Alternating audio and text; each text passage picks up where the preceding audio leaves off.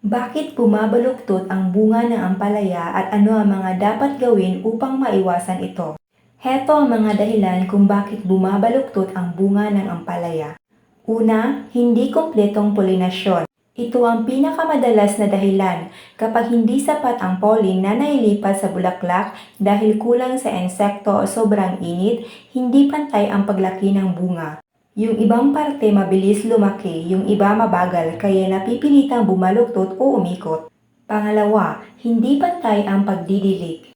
Kapag minsan sobrang tuyo ang lupa, tapos biglang didiligan ng marami o binabaha, nagugulat ang halaman. Hindi makahabol ang paglaki ng bunga sa biglaang pagbabago kaya nagiging kurbada. Pangatlo, kulang sa sustansya.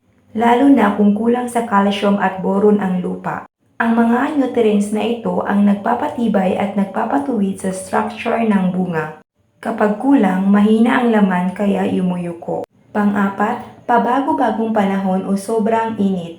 Kapag sobrang init ng araw o biglang uulan tapos iinit ulit, naaapektuhan ang normal na paglaki. Hindi pare-pareho ang paglawak ng bawat parte ng bunga kaya bumabaluktot. Pang-lima, peste o sakit. Minsan may maliliit na insekto na sumisipsip ng katas habang maliliit pa lang ang bunga. Napipigil ang paglaki ng isang side kaya yumuyuko ang bunga. Ito ang mga tips para maiwasan. Diligan araw-araw pero huwag babahain.